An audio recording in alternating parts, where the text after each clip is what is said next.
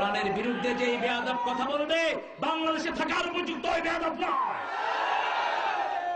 আমরা কারো ধার ধারি না। কোরআনের বিরুদ্ধে যে কথা বলবে বাংলাদেশে সে থাকতে পারবে না, ঠিক কিনা? এই কোরআন নিয়ে মরবো, কোরআন নিয়ে বাঁচবো। রাজি আছো মুসলমান? দুই হাত তুলে আল্লাহকে দেখাও।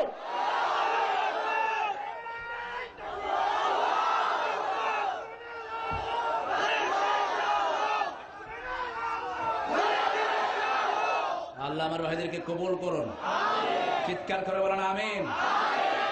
3 টাকার মন্ত্রী না, তুই বেটা কোরআনের বিরুদ্ধে কথা বলিস, তোর নামটা চেঞ্জ করে রাখ। আমাদের এই কোরআন বাংলাদেশে থাকবে, আমরা কোরআনের জন্য জীবনের সব রক্ত দিতে রাজি আছি। কোন ভারতের রক্তচক্ষুকে আমরা ভয় পাই না, আমেরিকার বারাক ওবামার মতো বেয়াদবকে আমরা ভয় পাই না। আমরা দুনিয়াতে এসেছি মরার জন্য, ঠিক কিনা? শাহাদাতের মত নিয়ে দুনিয়া থেকে যাব, আল্লাহ কবুল করুন। আরো জোরে বলেন আমিন। এই কোরআনকে সম্মান করার কারণে ওমর ফারুক রাদিয়াল্লাহু আনহুর মতো সন্ত্রাসীকে আল্লাহ দুনিয়া থেকেই জান্নাতুল ফেরদাউসের মালিক করেছেন। এই কোরআনের সাথে বেয়াদবি করার কারণে আবু জেহেলের বাড়িকে চিরস্থায়ীভাবে আল্লাহ পায়খানা বানিয়ে দিয়েছেন। তোমরা যারা কোরআনের বিরুদ্ধে কথা বলো, অচিরেই তোমাদের বাড়িতে মানুষ পায়খানা করবে, ঠিক কিনা বলেন?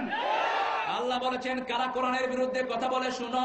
وقال الذين كفروا لا تسمعوا لهذا القرآن والغوا فيه لعلهم تغلبون। কাফেররা বলে কোরআন শুনো না। কে বলছেন? আরো জোরে বলেন। কাফেররা বলে কোরআন শুনো না, হট্টগোল করো যাতে করে কোরআনের আওয়াজটা নিচে পড়ে যায়। আর আমার আল্লাহ বলছেন কোরআনের এই নূর আমি জ্বালিয়ে রেখেছি, একে যারা নিভাতে যাবে আমি তার 14 গোষ্ঠী সহ দুনিয়া থেকে নিভিয়ে দেব।